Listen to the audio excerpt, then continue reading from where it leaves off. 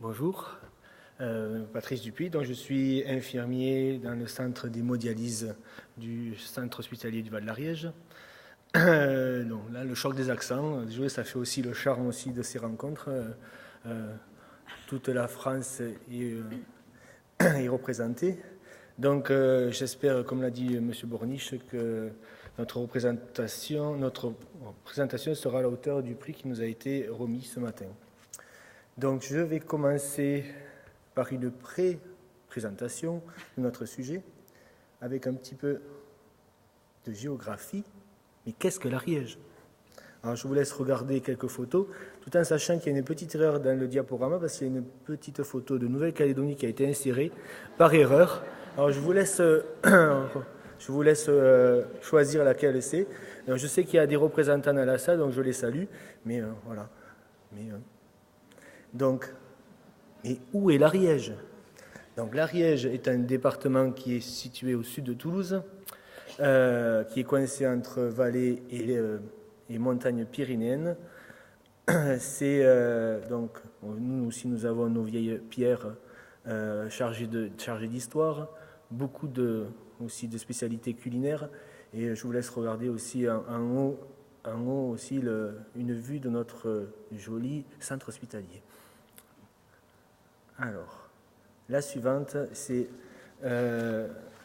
nous sommes à la 3e session de journée de dialyse où on essaye de réunir patients et soignants dans le cadre, on va dire, hors cadre hospitalier, pour pouvoir se rencontrer et justement faire quelques informations sur la dialyse dans le terme général, c'est-à-dire ça part de la diététique.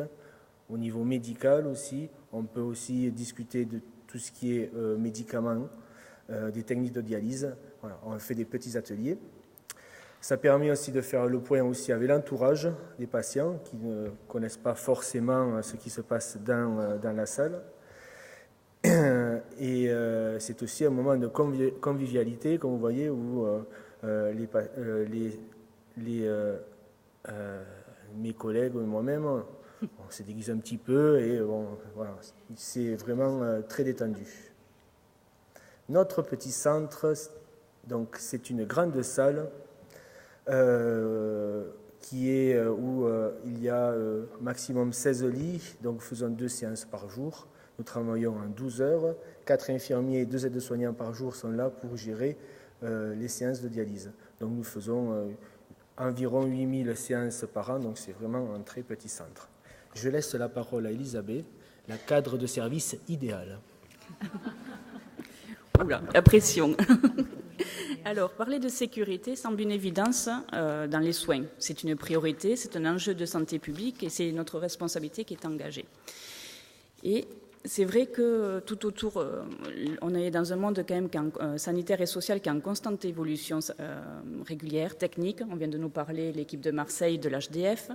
Il y a beaucoup de normes, de recommandations et les choses vont quand même assez vite. Et c'est vrai que c'est l'intérêt justement de ces formations, de prendre quelques minutes, se poser et penser nos pratiques. Il est vrai qu'autour de la sécurité, il y a pas mal de choses qui ont été faites. Alors peut-être quelque chose que vous connaissez, c'est la semaine de la sécurité. Voilà 3 ans qu'elle a été mise en place, ça se fait en novembre. Et ce sont des ateliers qu'on met en place dans les établissements. Et aussi, il y a des possibilités de participation à des concours ou à des réalisations de projets. C'est quelque chose d'important qui est autour, où cette année, le sujet, c'était les médicaments, évidemment, puisque ça, c'est souvent un problème. Bien gérer la sortie du patient et aussi communiquer avec le patient, puisque ça, c'est quelque chose qui sera important, qu'on va citer dans un petit moment, mais c'est le partenariat avec le patient. Il y a aussi ce qui a expliqué notre projet qu'on va vous présenter dans quelques minutes, c'est le programme national de la sécurité des patients. Ce programme est tout jeune, 2013-2017, et il y a 4 axes. Et l'enjeu majeur, c'est de renforcer le partenariat patient-soignant, avec vraiment cette partie du patient acteur de sa sécurité. Je me décale un peu. La certification, nos collègues en ont dit un mot tout à l'heure, de Vienne, avec la difficulté qu'il pouvait y avoir, des choses des fois qui étaient vécues un peu lourdes et surtout un peu, excusez-moi, mais petit peu soufflées qui retombent. Et justement, avec la V 2014 qui va arriver, bon, je n'ai pas encore tous les éléments, mais Isabelle, qui est experte à l'HAS, pourra peut-être nous dire un petit mot. C'est quelque chose qui va évoluer avec vraiment quelque chose plus dans la continuité. Il va y avoir un compte qualité qui va se mettre en place, avec des sujets comme ceux qu'on avait connus précédemment, les pratiques exigées prioritaires, la sécurité, le management de la sécurité, mais avec quelque chose de plus continu qui me semble intéressant. Et on va y retrouver aussi le patient traceur, qui est en fait le patient qui est dans un parcours de... On va travailler sur le parcours patient. Le patient, il n'est pas juste un endroit donné, il passe par différentes unités, par différentes phases, et je pense que c'est quelque chose d'important. Un petit mot juste sur le DPC, développement professionnel continu. C'est quelque chose peut-être que vous maîtrisez bien, mais qui, pour ma part, semble un peu récent. Et c'est donc un engagement en tant que professionnel de santé de s'engager, de mettre en place un dispositif auquel on doit répondre de façon obligatoire, qui est plus une évaluation des pratiques professionnelles, une analyse de situation, une analyse de ces pratiques, avec la nécessité de la formation et de réactualiser ses connaissances. Et notamment dans ce cadre-là, il y a quelque chose qui s'appelle la simulation en santé, qui nous sera présentée, je crois, vendredi matin, par une équipe qui présente la consultation d'annonces via la simulation en santé. La simulation en santé, c'est souvent on se base sur des vidéos, des jeux de rôle, mais avec toute une méthodologie qui nous présenteront vendredi. Donc tout ça pour dire qu'en fait la responsabilité est engagée et que pourquoi avoir réfléchi plus spécialement en dialyse, puisque c'est toutes les unités qui sont concernées, peut-être en dialyse dans le sens où on reçoit des patients 3 fois par semaine, qu'on les connaît bien, comme on vous a montré. C'est un petit centre, donc on les connaît, c'est un peu familial. Alors il y a toute la question de l'identito-vigilance. Bon, forcément, on les connaît. Bon, bien sûr qu'on fait les vérifications qu'il y a à faire, mais avec peut-être quelques limites. Le fait de faire des gestes répétitifs, les branchements, débranchements, et peut-être banaliser quelque chose comme les circulations extracorporelles. Hier, en venant sur le trajet, on discutait, on parlait des anciennes infirmières de dialyse qui nous racontaient des choses comme moi, je n'ai pas connues et qui étaient quand même, où il y avait des incidents, des choses vraiment importantes. Et c'est tout ça. Et donc, c'était l'idée un petit peu de travailler sur ce côté-là. Donc, on vous présentera une vidéo qui va nous servir en fait de support pour reprendre des thèmes centraux en sécurité. Donc rapidement, il y aura une partie conceptuelle, oui, il en faut toujours un peu, une partie où on présentera quelques outils, mais très rapides, et justement à rajouter les outils qu'ont présenté nos collègues de Vienne, que je ne connaissais pas et que je trouve fort intéressant dans le sens où il y a vraiment le ressenti des équipes, et je crois que c'est vraiment la base, c'est à partir du ressenti. Et ensuite, on vous présentera les actions mises en place. Bon, petite définition un peu classique. Événement indésirable, c'est vrai que si on parle de sécurité, il faut dire aussi qu'il y a des incidents. Et s'il y a des incidents, il faut en parler. Événement indésirable, c'est ce qui se passe lors d'un soin, notamment.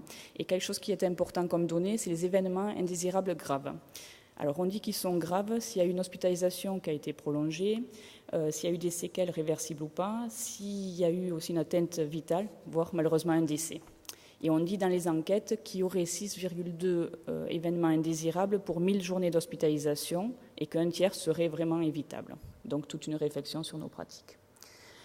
Événements indésirables dit signalement. Alors c'est pas toujours facile parce que signaler dans la culture c'est pas évident. Qu'est-ce qui va se passer, quelles vont être les conséquences pour moi, est-ce que c'est de la délation? Donc je pense qu'il faut le voir un peu différemment sur quelque chose où on donne du sens. Et ce qui s'est passé peut arriver ailleurs.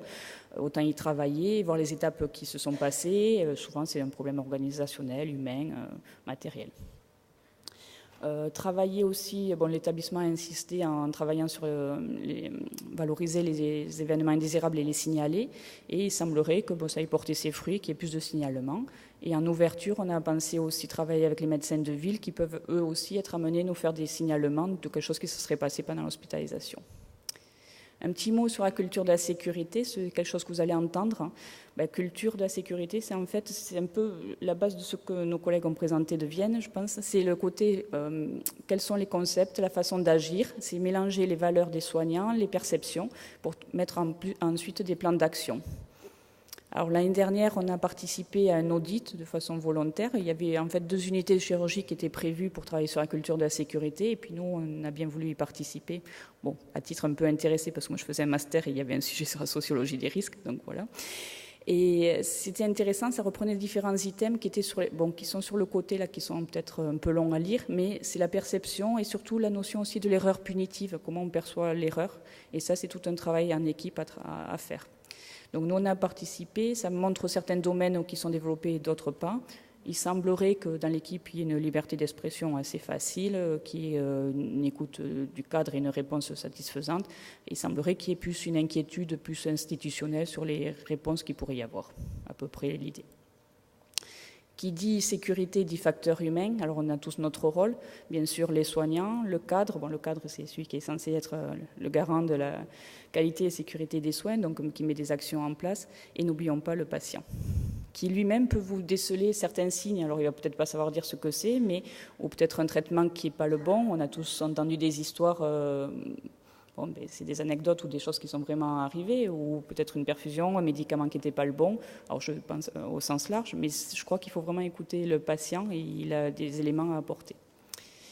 Qui dit sécurité des soignants, dit ne pas oublier la sécurité des patients. Ça, c'est une évidence. Vous l'avez dit en introduction. Je crois que si on veut assurer la sécurité des patients, il faut aussi assurer la sécurité des soignants. Donc, il y a des choses qui sont mises en place dans les établissements, normalement, suivies par la médecine du travail. C'est quelque chose qui s'appelle document unique, qui va essayer d'identifier tous les risques qui existent dans une unité. Donc, pour notre part, risque d'accident d'exposition au sang, c'est pour ça que vous l'aviez choisi dans les sujets, je pense, des éléments comme ça, et tous ceux qui, peut-être, moi je pense aussi à l'ergonomie, là, depuis peu on vient d'avoir un lève-malade, non sans mal, et je veux dire, ces petites choses aussi qui vont améliorer le quotidien des soignants, et je dirais, c'est aussi permettre aux soignants d'accéder à des formations sur la gestion des conflits, par exemple, pour ne pas subir de violences, et s'il y a des violences, pouvoir les signaler, et puis c'est aussi ce qu'on a dit en introduction, la bientraitance et le respect des soignants, me semble. Alors rapidement, parce que pour arriver au vif du sujet, des méthodes pour analyser les risques. Il y a deux types de méthodes en fait. On dit qu'il y a les méthodes en préventif avant, et ensuite les méthodes quand l'événement s'est passé. Donc a priori, il y a quelque chose qui s'appelle l'AMDEC. C'est une méthode qui va étudier les défaillances qu'il pourrait y avoir dans un service, la criticité et les actions à mettre en place. Peut-être pour exemple, si on faisait cette méthode au bloc, ça serait l'arrivée du patient au bloc, l'induction, la chirurgie et le réveil. Et dans ces 4 catégories-là, travailler sur quel est le risque chimique, le risque biologique, le risque humain. Voilà. C'est quelque chose qui est intéressant, qui structure et qui peut valoriser aussi en même temps l'existence d'un service. Toujours dans l'a priori, il y a le côté, la checklist du bloc qui peut être une idée de barrière, puisqu'on va pouvoir normalement déceler un problème d'identité, notamment. Et a posteriori, c'est quand ça s'est passé. Donc là, comment faire ? Il s'est passé quelque chose, il faut y travailler. Il y a différentes choses, il y a des organisations qu'on appelle, ce sont les RMM. Les RMM, ce sont des revues de mortalité. Alors peut-être vous avez été amené à en faire dans vos services. C'est quelque chose d'intéressant qu'on retravaille après, sur une situation qui nous a interpellés. Là, c'est un petit groupe, c'est pluridisciplinaire, on analyse la situation et on essaie de proposer des actions. Pour notre part, une fois, on a été amené à penser secondairement à la télémédecine pour pouvoir accéder à un neurochirurgien et pouvoir montrer des radios, notamment pour un patient. Donc ça, c'est toujours des avancées. Il y a aussi les CREX. Les CREX, ce sont les retours d'expérience. Alors ça, c'est très bien. Il y a un rapporteur, il y a quelqu'un qui travaille sur le sujet, qui récupère les infos et qui va, après, pouvoir, avec le groupe, analyser ce qui s'est passé. Parce qu'en fait, finalement, ce qui s'est passé à un endroit peut se passer ailleurs. Je pense à une situation d'erreur d'identité d'un examen qui a été réalisé chez un patient sur un établissement. On se dit, mais comment c'est possible qu'il ait pu arriver à la radiologie et avoir une injection de produits contraste, alors que, il a été quand même dans tel service, il a fait plusieurs étapes. Le risque existe et donc c'est là qu'il faut travailler. Il y a aussi quelque chose qui s'appelle l'arbre des causes, ça c'est pas mal, c'est assez visuel, c'est voir qu'est-ce qui s'est passé aux différentes étapes. Et je rajoute donc votre méthode, fort intéressante. Voilà. Un petit mot juste sur l'erreur apprenante, c'est comment on retravaille sur quelque chose qui s'est passé sans que ça soit culpabilisant. Et donc il y a une vidéo, un DVD qui existe, qui a été fait qu'on peut retrouver sur Espace Éthique, qui est « Que reste-t-il de nos erreurs ?» Maintenant, je relaisse la parole à Patrice pour le projet. Alors, après ce super exposé, vous avez vu la maîtrise. Donc, la mise en pratique de ce projet. Donc, le but était de remettre à niveau un petit peu les connaissances qu'il y avait au sein de l'équipe, remobiliser aussi ces connaissances, uniformiser ces connaissances, sur quelques thèmes qui ont posé plus ou moins de problèmes dans le service. Quel support ? Donc, nous avons pris l'option de faire pas dans l'originalité, mais utiliser un support qui est vraiment totalement différent de ce qu'on peut faire en quotidien, c'est-à-dire utiliser un outil audiovisuel avec la création de 2 supports vidéo. Donc, dans le cadre d'un atelier santé sécurité qui a été fait au sein de l'établissement, nous avons réalisé, comme j'ai dit, deux vidéos. C'est ça, voilà. Donc, la vidéo, pourquoi la vidéo? Parce que c'est actuel, c'est ludique. Ça peut aussi susciter des vocations au sein de l'équipe, des acteurs nés, on ne sait jamais. Donc, nous avons pris la base de le jeu question pour un champion. Nous avons rajouté de la sécurité. Donc, avec un présentateur sérieux, Julien Internet, et 3 candidats aussi sérieux, dont nous avons inclus un médecin, parce qu'il faut quand même aussi que les médecins s'incluent aussi dans la sécurité, et aussi 2 représentants du personnel soignant. Donc les thèmes qui ont été évoqués, l'identification du patient, l'utilisation de la SHA, le médicament, sa conservation, l'hémovigilance. Voilà. Pour illustrer ça, donc là, voilà, je vous laisse découvrir la vidéo.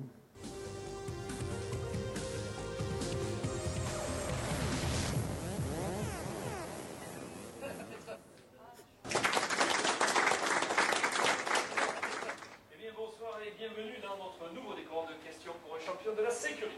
Et sans plus attendre, découvrons nos sympathiques candidats.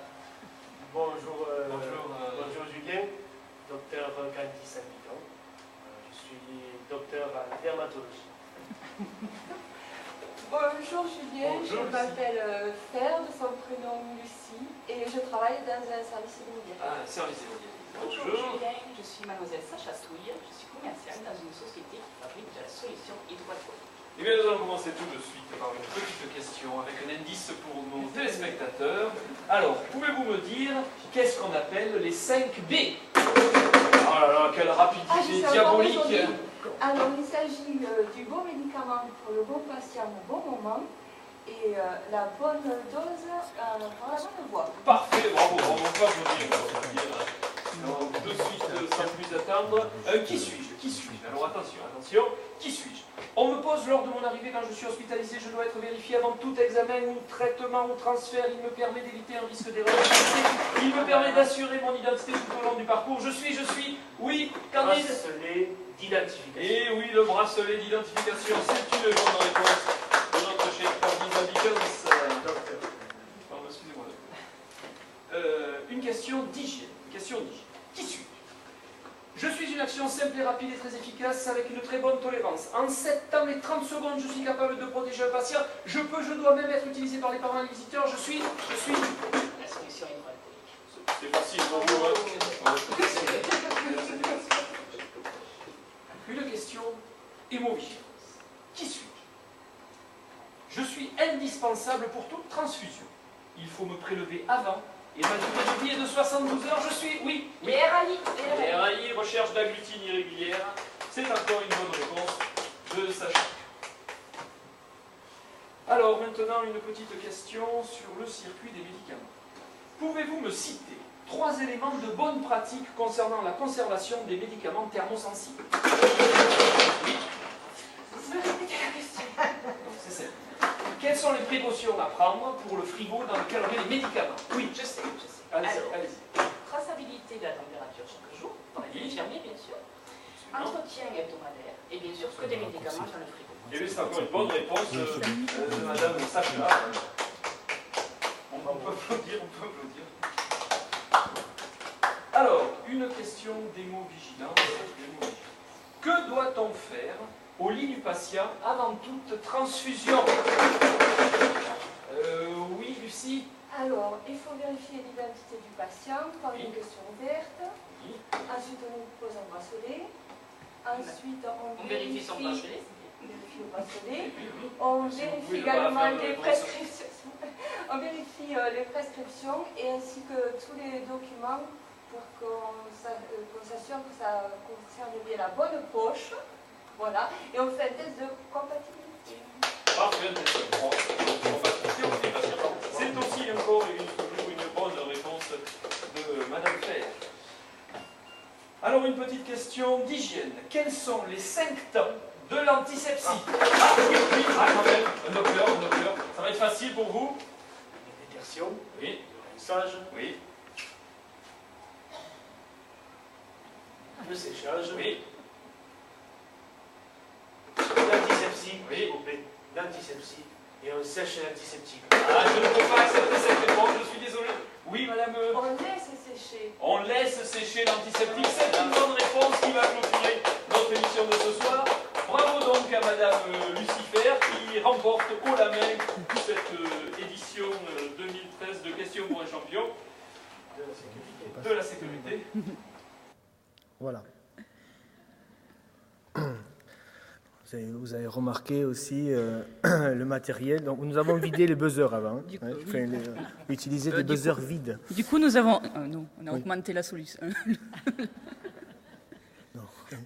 Alors, la deuxième vidéo que je vais vous épargner, qu'on passera... je ne sais pas comment... On ne pourra pas passer, désolé. Donc, c'est sur la base aussi de Questions pour un champion, mais spéciale dialyse. Donc, avec aussi une présentatrice... que je vous laisse lire les noms, et trois patients aussi acteurs de leur sécurité. Donc là, on a fait les questions qui sont basées sur des choses simples, sur la surveillance, on va dire, de la voie d'abord. Qu'est-ce qu'une voie d'abord, l'importance de la voie d'abord, l'importance de la surveiller, que dois-je faire en cas de saignement, comment réagir. Et aussi une petite question sur l'hyperkaliémie avec les signes. Voilà. Donc ces vidéos ne sont pas en vente. Ne sont pas en vente. Ont été présentées dans l'établissement. Nous avons un site internet intérieur où toute personne qui travaille dans l'établissement peut les visionner. Autre action. Là, c'est plus des documents écrits où on a essayé de faire les choses le plus simples possible sur des grands thèmes, sur l'autosurveillance des patients, sur l'hyperkaliémie, les signes de l'hyperkaliémie, sur aussi les signes de l'œdème aigu du poumon, et aussi une parenthèse aussi sur les signes de péritonite pour les gens qui sont en dialyse péritonéale. Voilà. Il y a aussi également l'encart qu'il y a en haut. C'est un magnète qu'on propose aux patients où il y a le numéro de téléphone du centre où ils puissent nous téléphoner si vraiment il y a un souci. Voilà. Ça marche très bien. Voilà. Pour le moment, c'est vraiment très très bien. Et suite aussi, pendant la journée de la dialyse que nous avons fait aussi un nouveau